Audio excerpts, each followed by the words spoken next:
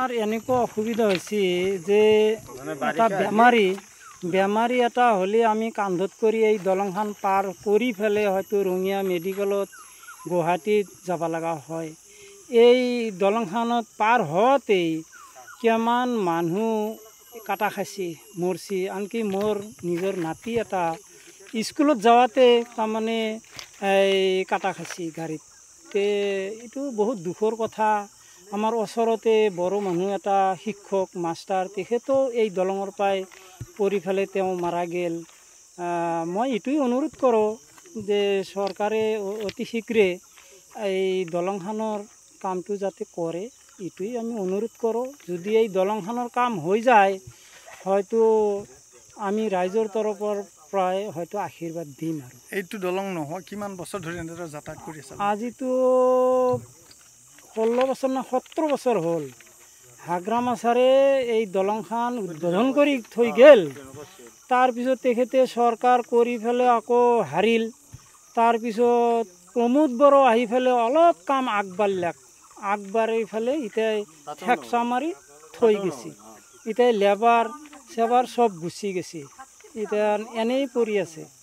এইটোৱেই মই অনুৰোধ কৰোঁ আৰু প্ৰমোদ ছাৰকো কওঁ, আপুনিতো নিজেই কামটো কৰিছে, আপুনি নিজেই আহি ফেলে অলপ সমস্যাটো সমাধান কৰক, চাব লাগে, এইটোৱেই অনুৰোধ কৰোঁ। লোকেল মানুহ তেখেতে আমাক ভালকৈ চিনি পায়।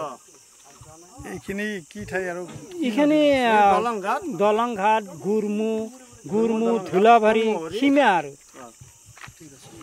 কি অসুবিধা হয় দলংখন নহয়? এইটো দলংটো আমাৰ মানে যিবিলাক কৰ্মচাৰী আছে, শিক্ষক কৰ্মচাৰী আছে, তেওঁলোকৰ বহুত অসুবিধা। আৰু লগতে ছাত্ৰ ছাত্ৰী যিমান আছে, সিপাৰৰ পৰা গুৰমু হাইস্কুলত যাব লগা হয় ছাত্ৰ ছাত্ৰীয়ে, আকৌ ইপাৰৰ পৰা দেউলকুচি হাইস্কুলত যায়। বহুতো মানে এক্সিডেণ্ট হৈ আছে, কিমান চাইকেল কিমান বাইক ইয়াত এক্সিডেণ্ট হৈছে আমি মানে কল্পনাৰ বাহিৰত।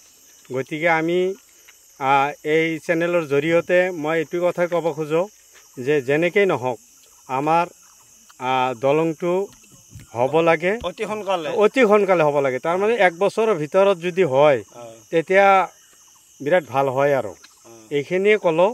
আৰু চৰকাৰক অনুৰোধ কৰিছোঁ, চৰকাৰে যাতে এই চেনেলৰ জৰিয়তে দৃষ্টিগোচৰ কৰি আমাৰ যি এই অঞ্চলৰ ল'ৰা ছোৱালী আৰু শিক্ষক আৰু যিবিলাক ব্যৱসায়ী আছে তেওঁলোকৰ যি অসুবিধা, এই অসুবিধাবিলাক যাতে দূৰ হয় ইয়াৰ বাবে অনুৰোধ ৰাখিছোঁ।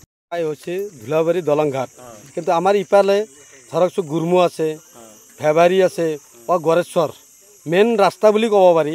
আমাৰ এইখিনি মাজৰ যিখিনি ল'ৰা ছোৱালী ইপাৰ সিপাৰৰ, একচুৱেলি আমাৰ ইফালে ৰঙিয়া মেইন আমাৰ কলেজ বুলি ক'ব লাগিব, শিক্ষিত চলিখিনি গড়েশ্বৰ কলেজ আৰু ৰঙিয়া কলেজ, এইফালে হাইস্কুল গুৰমু, ইফালে দেউলকুচি হাইস্কুল। তো এইখিনিৰ মাজত যিখিনি ল'ৰা ছোৱালী শিক্ষিত বনাব লগা হ'লে স্কুলত পঠাব লগা হ'ব, কিন্তু গাৰ্জেনখিনি আমি স্কুলত যেতিয়া পঠাওঁ আমি কিন্তু চিন্তিত হৈ থাকোঁ মাক বাপেকখিনি, কেতিয়া মোৰ ল'ৰা ছোৱালী ঘৰ পাব। কিন্তু ল'ৰা ছোৱালী চাইকেল কৰি দেউলকুচি যোৱালৈকে বা এইফালে ৰঙিয়া যোৱালৈকে আমি চিন্তিত হৈ থাকোঁ, কোন মুহূৰ্তত কি বিপদ আহি যায় সেইখিনি আমি কাণসাৰ হৈ থাকিব লগা হৈ যায়।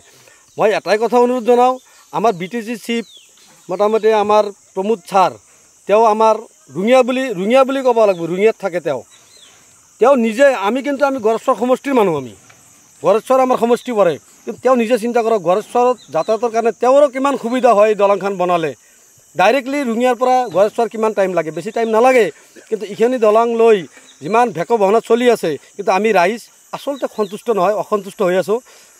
আমাৰ এইটো দুখৰ বেদনা আমি কাকো ক'ব পৰা নাই। কথা হ'ল কি, আমি এই আপোনালোকৰ চেনেলৰ যোগেদি আমি CM ছাৰক টানি অনুৰোধ জনাওঁ যে তেওঁ এই বস্তুটো BTC চৰকাৰৰ লগত এই বস্তুটো ভালকৈ আলোচনা মৰ্মে তেওঁ সুদৃষ্টি নজৰ কৰিব বুলি আশা কৰি মোৰ ভাষণটো মই শেষ কৰিম। যিকোনো খবৰৰ বাবে যোগাযোগ কৰক 7099017330 লগতে 7099017110 নম্বৰত।